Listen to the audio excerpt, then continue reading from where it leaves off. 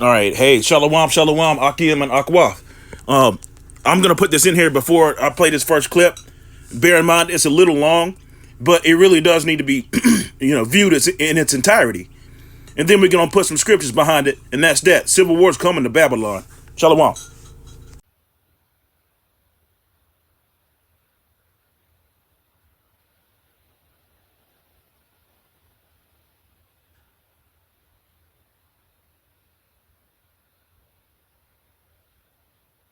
Of civil war used to be the stuff of history class or maybe speculative fiction, but today scholars of history and political science now openly discuss the possibility of a new American Civil War. My next guest, Professor Barbara F. Walter, is an expert on civil wars around the world. She has spent years advising the CIA on the subject. In her work examining the seeds of civil war in distant lands, she started noticing some of those warning signs close to home right here in America, long before most others did. She's been sounding the alarm about the threat since at least 2008, and her message today is that we should not ignore those warning signs, but also that we can take steps to lessen the threat. Now, before she joins us, let's take a minute to dig into her findings. Walter's research looked at which countries were most likely to experience political instability and political violence in the coming years. Her work identified two key factors as highly predictive, and America checks both boxes. The first is anocracy, a term for a weakened democracy that contains elements of autocracy. The second is whether citizens have organized politically around identity as opposed to ideology. That means they make political choices based on factors like race, ethnicity, or religion. Walter's research found that both of these predictive indicators have been rapidly emerging in the United States in recent years. She writes that Donald Trump embraced identity politics explicitly and with gusto. To quote her, she says, "No Republican president in the past 50 years has ever pursued such an openly racist platform or championed white evangelical Americans at the expense of everyone else." That's a quote from Barbara Walter. For a long time, Walter found it difficult to get people to take her warning seriously until January 6, 2021. That is when Americans started paying closer attention. On that day, Trump told his supporters to fight like hell, and they would follow through with armed, sharpened flagpoles and stun guns. Most were white, most were men, Walters writes. January 6th was the grim outcome of one of the most divisive elections in U.S. history, and yet somehow it feels as though an even bigger powder keg has been building ever since. Crucially, Walter urges us to rethink our assumptions about civil war, not just its possibility, but also what such a war might look like. This is disturbing stuff. She warns us that civil wars are not typically started by the groups most people expect, the poorest or the most marginalized. Instead, they are often ignited by groups that were once politically dominant but are now in decline. Today, the U.S. is undergoing major demographic shifts, transitioning from a majority white Christian nation to a majority non-white population that's expected to happen by 2045. This shift means that those who no longer hold a majority of the vote could lose political power. According to Walter, a new American Civil War would likely be a war of insurgency fought by militias using guerrilla tactics, including terrorism. Those groups would avoid engaging directly with the military, instead targeting civilians, black churches, synagogues, federal judges they deem hostile. America, she warns, cannot afford to keep putting off this possibility. A subset of the country's population has long enjoyed privileges and power, and they're not going to let go without a fight. Some of them are not going to let go without a fight, she says. In her book, How Civil Wars Start and How to Stop Them, Walter writes, quote, "No one wants to believe that their beloved democracy is in decline or headed toward war. The decay is often so incremental that people often fail to notice or understand it, even as they are experiencing it. If you were an analyst in a foreign country looking at events in America the same way you'd look at events in Ukraine or the Ivory Coast or Venezuela, you would go down a checklist assessing each of the conditions that make civil war likely. And what you would find is that the United States, a democracy founded more than 2 centuries ago, has entered very dangerous territory. The United States is an anocracy for the first time in more than 200 years. Let that sink in. We are no longer the world's oldest continuous democracy. The question for America moving forward is whether voters can be persuaded that their democracy works and is critical to their safety, and whether leaders will choose to reinstate its guardrails. That is a quote from Barbara Walter, who joins me now. Barbara F. Walter is a professor of international affairs at the University of California, San Diego. She's the author of the book, How Civil Wars Start and How to Stop Them. I want to talk to you about both those things, how they start, but really specifically how to stop them, because we don't want to see this happen in this country.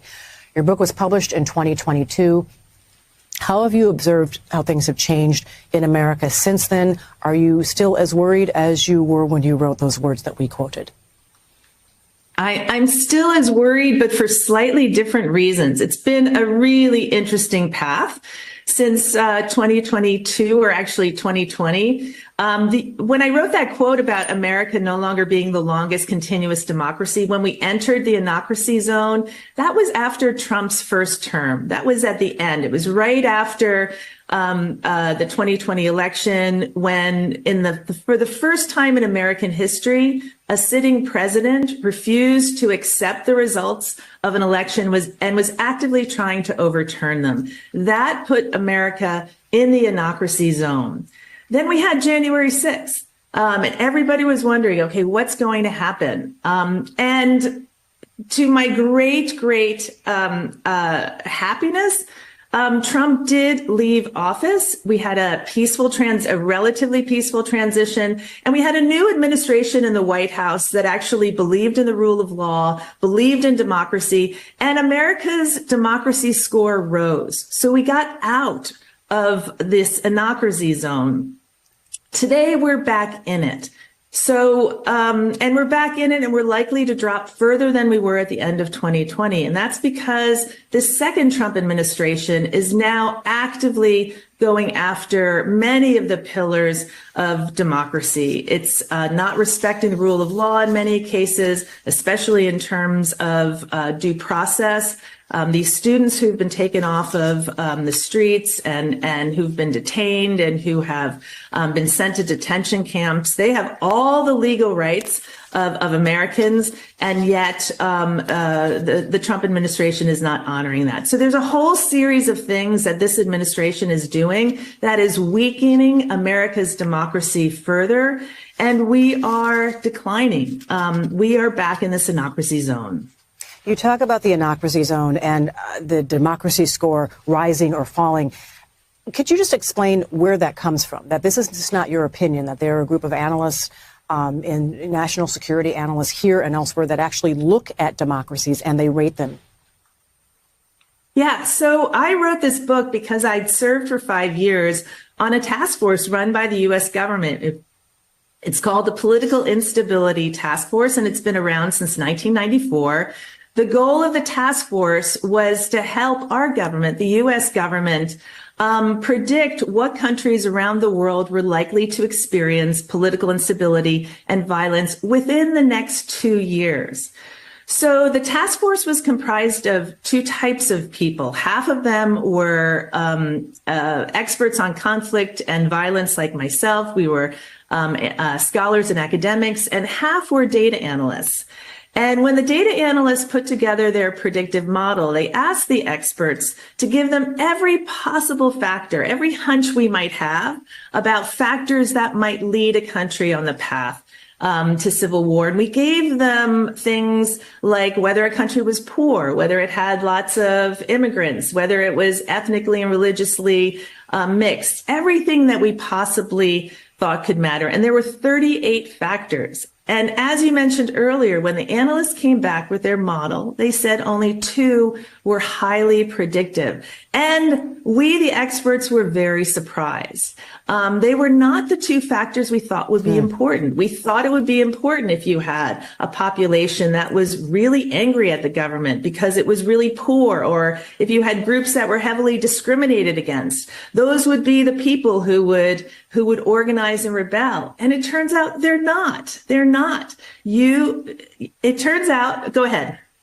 Well, I was just going to say, it turns out that America was, to your surprise, had these predictive indicators. And people listening to this might be thinking, this can't possibly happen here. But one of the things that you've seen in your studies time after time, when it does happen in other countries, that people weren't expecting it. So, yes, God forbid that something like this ever happens here. So what can we do to prevent something like this from happening? And you've noted that social media has accelerated the conditions in the United States. So what role does social media play, and what can be done to bring this sort of predictive possibility to tamp that down? Yeah. So we'll be looking at a brighter future. Michelle, I used to think and this is still true, the simplest and easy way to tamp this down, to reduce the risk of political violence here in this country, would be to regulate social media. It's such an accelerant in terms of accelerating Americans' distrust of democracy, therefore leading to the demise of democracy. It sows division within our country. It promotes sort of hate and anger. It gets people feeling as if they're threatened all the time, which makes them distrustful of each other. I no longer think that's the path forward. And that's because the 5 biggest tech companies in the world, all of which are in the United States, have resisted any sort of regulation in any way. They're not even willing to enforce their own content rules. So we're not going to get reform on social media anytime. Man, that's fire right there. That's fire. Hey, I just did a video yesterday, or uploaded that video yesterday, about Babylon, aka America. You going into a civil war and how things are really breaking down. This city is really broken. All right, it's this a ball of confusion. It's broken, and Yahweh B'Shem Yahushua said he was going to do this. He performed these things. This is his word. This is his will. All right. So, and Salakia, for that video being so long, I just took a small little clip out of it the other day. But, the beloved brother, Arrows in the Nation, had just put the whole clip up. And I'm going to put it up myself because it is important to see what she's saying. And was it Barbara Walter? Yeah, Barbara, not Barbara Walters, not the newscaster or journalist or whatever, but Barbara Walter. Anyway, first and foremost, giving all praise, honor, and glory to Yahweh, Bahasham, Yahweh Shai, Bahasham, Rakaha, Kwadash. Double honors to the apostles and the elders at Great Millstone, on whom I learn from daily. Healthy shalom to the brothers out there doing the work in truth and sincerity. Now, again, there were several scriptures that popped in my head watching this again. Okay? And we'll start here. Isaiah, the 19th chapter. These prophecies are literally happening right in front of your eyes. Everything's unfolding right here, right now. It will behoove you to listen to the prophets, all right? And to read and understand and study, right? Let's read this. Isaiah 19 and verse 1.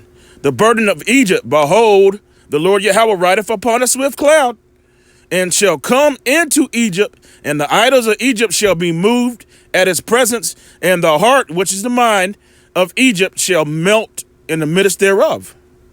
What does this say right here? All right, because this right here is explaining civil war, how the Egyptians are against the Egyptians. Go to the book of Revelation 11, verse 8. All right. It talks about this place being called spiritual Egypt. And we all know why it says Sodom in Egypt. Why? Because it's a damn free society, Transformers, LGBT, C-3POs. Huh? People running around talking about pronouns and shit. This place is absolutely disgusting. But the point is they are the Egyptians. Spiritual. Verse 2. As a matter of fact, I mean, just look at some of the idols and the obelisks all over the place. Actually, Elder from South Carolina, he was going into it just the other day. Some of the rivers. Look at the dollar bill. You got an obelisk and a damn pyramid. Las Vegas, some of the rivers, the way things are laid out, this is definitely spiritual Sodom and Egypt. And I will set the Egyptians against the Egyptians, and they shall fight one another, his brother, and every one against his neighbor. City against city, and kingdom against kingdom. That's civil war, plain and simple. All right, hey, let's move on to verse 3. And the spirit of Egypt shall fail in the midst thereof, and I will destroy the counsel thereof. See that? The counsel. Even the scriptures go into it and tells you he's going to destroy the mountains. That's why they're going to, when these ICBMs begin to hit, well, before that, they're going to know they're coming. Why do you think they're building all these damn billion-dollar bunkers and maybe even in different countries? Air Force One going to be, trying to scatter away, and they're going to be the first wave of slaves. You see, this has to come to pass. See? All right? And the spirit of Egypt shall fail in the midst thereof. You see that happening right in front of your eyes. The spirit of Egypt is failing. These people, they're no longer jumping around and having a good time. We're going to read it. We're going to read it. And a matter of fact, that's in the book of Isaiah, the 24th chapter. The mirth is gone. All right. These tariffs that Trump has implemented, which he said he's never going to change them. It's starting to hit. It's more than just egg prices. It's all kinds of shit. Which your electronics is going to be even a Ford motor company, man. All right. So, yeah, the spirit of Egypt is definitely failing in the midst thereof. And I will destroy the counsel thereof, and they shall seek the idols. See that? And to the charmers, and to them that have familiar spirits, and to the wizards. Right? So they're gonna try to go back and this and that, blah, blah, blah. But see, these Edomites, they got a crazy ass, why do the heathen rage spirit? You don't think that they'll take up arms and go against their government? And what does the scripture say? They shall not regard their kings nor princes. In the course of their actions shall stand in their power. See, that's the elder right there. Tarot cards is sin. You're damn right. That's witchcraft, man. Anyhow, yeah. Zelle app to be discontinued. Yep, that too. Anyway, let's continue on. Verse 4. And the Egyptians will I give over into the hand of a cruel Lord. That's Nero. All right. And a fierce king shall rule over them, saith the Lord Yahweh of hosts, man. Hey, these scriptures, man, that's heavy. Now, again, I got to go into this one more time. I was going to make this real quick. But you got to have a healthy fear of Yahweh Ba'Shem Yahweh Shai to even understand what's going on. What is an autocracy? I'd probably said it wrong, so lucky if I did. All right. You heard what the old Barbara Walter said, right?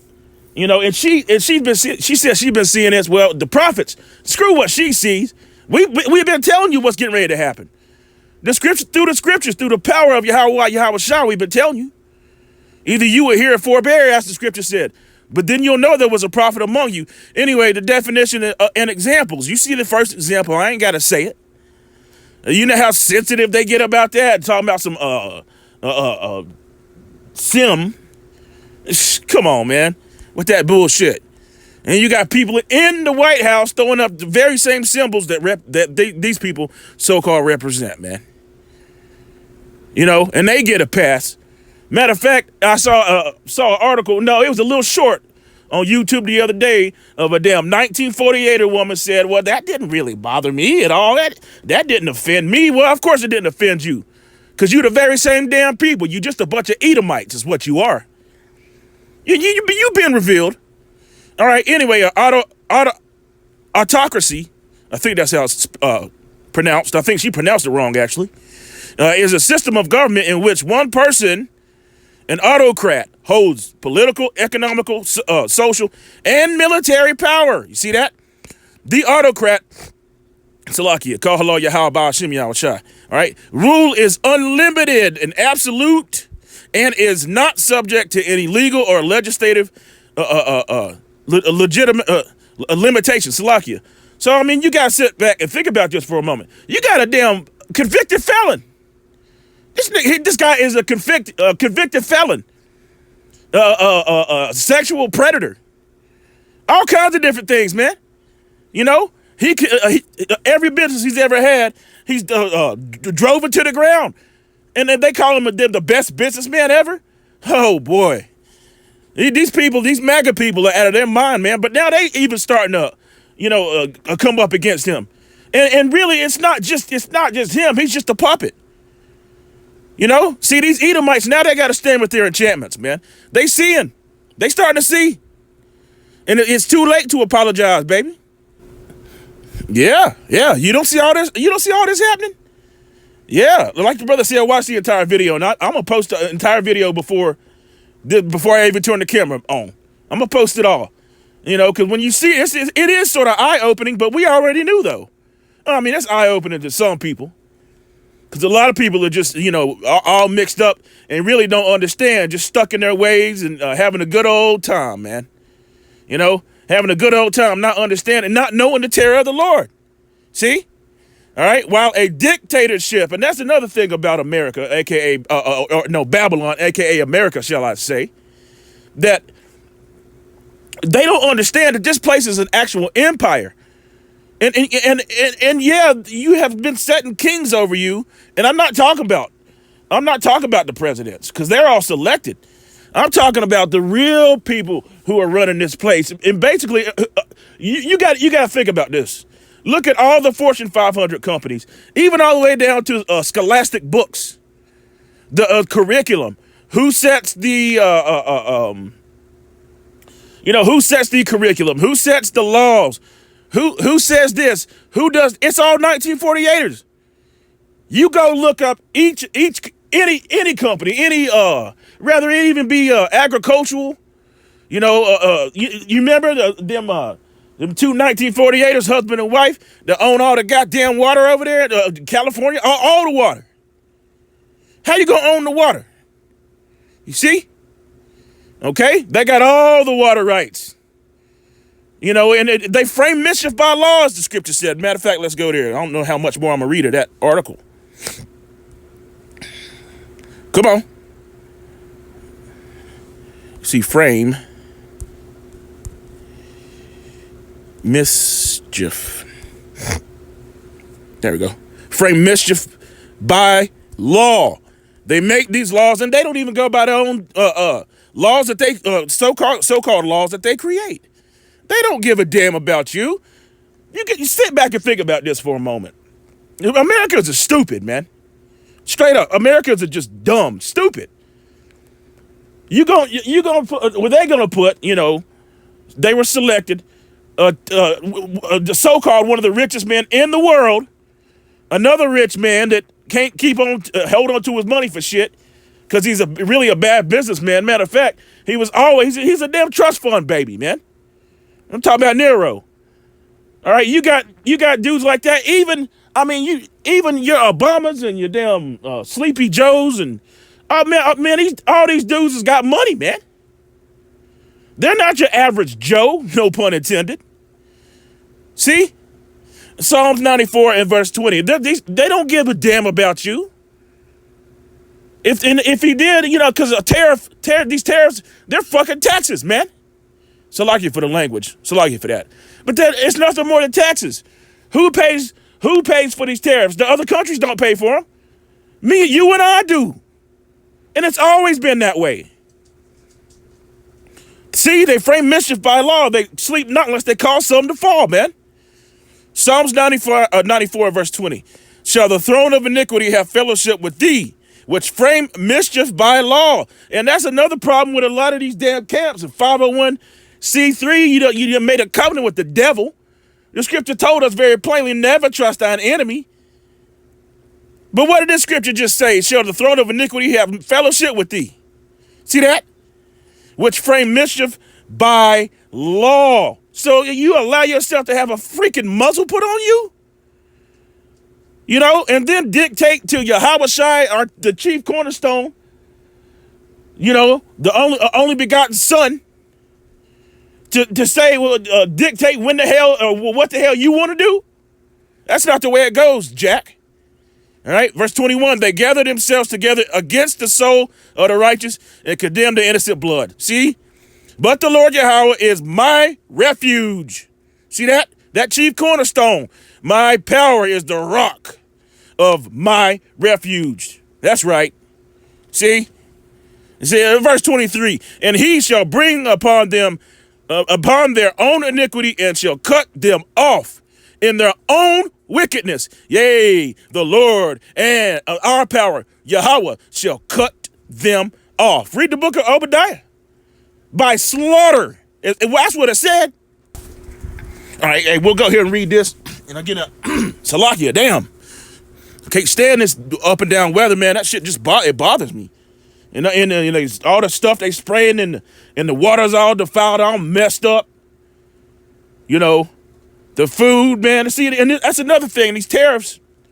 You know, and then you got people, trying to save Babylon. You ain't gonna be healed for shit. You know, well, why don't we send food over there? That way, and that, why? Hell, because Europe, which is Western Asia, what have they done? They banned the sale of Americanized, I'll say it like it is, Americanized food because the shit is poison. What was it I heard? McDonald's French fries has 11 ingredients. How you gonna have 11 ingredients in some French fries, man? Shouldn't it be some? You should air fry them if you got a chance. French fries or whatever. But how you gonna have 11 ingredients in some damn French fries, man? That shit is strange. It is all the stuff, man. So many preservatives, the sodium levels and sugar, which is a drug. Okay, they put sugar on you children and you, and a lot of people are addicted to it. Don't even know the damn shit is a drug. There's a study done where they had given rats, some white powder. I'll say it like that. All right, which sugar is a white powder. Anyway, they giving the rats white powder, got them, addicted on it, like own it, like crackhead own it, right? Okay, and then gave them some sugar, all right, and got them, gave them, I guess, a regiment of sugar, and man, they started going to the sugar rather than the white stuff. See, it's a drug, man. Esau Edom's the damn devil. He's a diabolical devil. He's a devil, man. Isaiah 24 verse 3. The land shall be utterly emptied and utterly spoiled, for the Lord Yahweh hath spoken his word. Huh? Because he spoke it. The earth, what? The earth mourneth and fadeth away. The world languish and fadeth away. The haughty people of the earth do languish. Verse 5, the earth also is defiled. Well, I was just speaking about that. That's the spirit. All right, under the inhabitants thereof. And who is ruling this place? Esau Edom.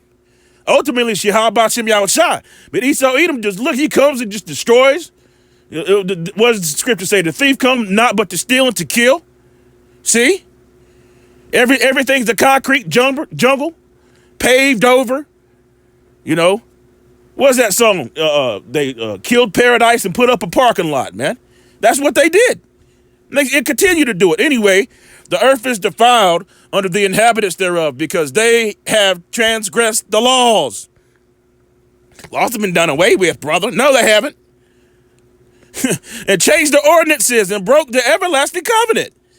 Therefore, have the curse devoured the earth, and they that dwell therein are desolate. Therefore, the inhabitants of the earth are burned, and few men left. You see? Did you hear that?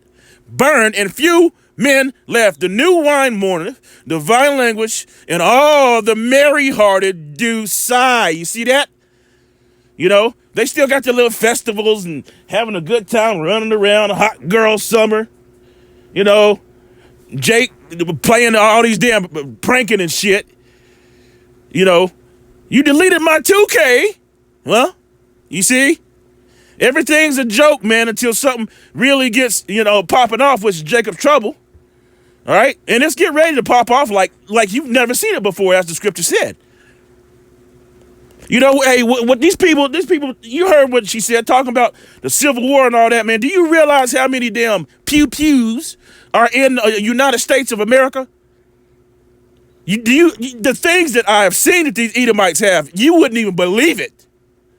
I'm telling you. Take my word for it. Yeah. I mean, I'm talking about G launchers. I've seen them.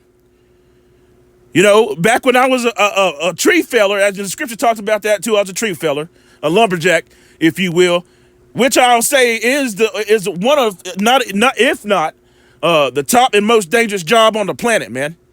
Okay, and I can attest to that. There ain't nothing. Was nothing easy about it. Okay, but I got up out of that industry, and that was had to be a decade, almost 2 decades ago. But you know, when I was doing that tree felling, you know, we would go into some rather remote places where these Edomites got these big ass compounds and shit, like just off in the middle of the woods, man. Gun ranges. I said GUN. I didn't mean to say it like that. GUN ranges. Okay. I mean, you ever seen that movie? And for real though, this shit is real. They showed you in that movie. It's an old ass movie called Tremors, where some big ass earthworms and some kind of damn earth animals would dig up under the earth and was coming and was eating people and shit. But they showed you that in that movie Tremors, where it was a Reba McEntire and some other Edomite dude. That basement was full of shit, man. They showed you. They showed you in that movie. They keep showing you people got arsenals like that. I've seen them. Okay, state of the art security systems. Man, they been ready, man. You see, but you know, Jake, you know, got the boys in the hood type attitude. We're gonna roll on this fool in a 6'4". See, anyway. Hey, in that song was Andre 3000, Outkast, which he got caught. They got caught wearing a damn dress. They been a little fruity anyway, faggoty. He said they got some shit that'll blow out their back from where they stay at. You know, you goody mob talking about, hey, who's that peeping in my window? United Nations overseas trained assassins through search and seize, and they're not knocking nor asking. They was talking about the MOT to the B and that all that, man. Shh. It's the city of confusion. Verse 9, they shall not drink wine with a song. Strong drink shall be bitter to them that drink it. The city of confusion is broken down. Every house is shut up, that no man may come in. There is a crying for wine in the streets, and joy is darkened. The mirth of the land is gone. Did you hear that, Jake? The mirth of the land is gone. All that hooping and hotting and having a good time, and we're gonna take a vacation and all that shit's getting ready to damn vacate, man. It's getting ready to go bye-bye. You know, as you know, like you tell your children, we're going bye-bye. Okay? It's going bye-bye. Please excuse me. Verse 12. In the city is left desolation, and the gate is smitten with destruction, man. So yeah, civil war's coming. You can clearly see it is, and I can tell you, especially in some of these remote parts of North Carolina. I'll just put it that way. You know, Tennessee, Virginia, West Virginia, You know, even all the way on down, man. Hey, shh. And I wouldn't doubt it if it was if the Edomites had that type of thing up north also. Okay, I guess it'd just be harder to, you know, hoard what they want. Anyhow, I'll leave it right there. Giving all praise, honor, and glory to Yahweh, Bahasham, Yahweh Shai, Bahasham, Rakah, Quadash, double honors to the apostles and the elders, the great millstone of GMS, of whom I learn from each and every day. Healthy shalom to the brothers out there doing the work in truth and sincerity. All right. Hopefully this lesson was edifying. Yeah, it's getting ready to come, man. Get ready and stay ready. And stay ready. And every chance you get, chant this place down. Kwam Yasha Rala and Wa a Bible Ball. Boom. Shalom.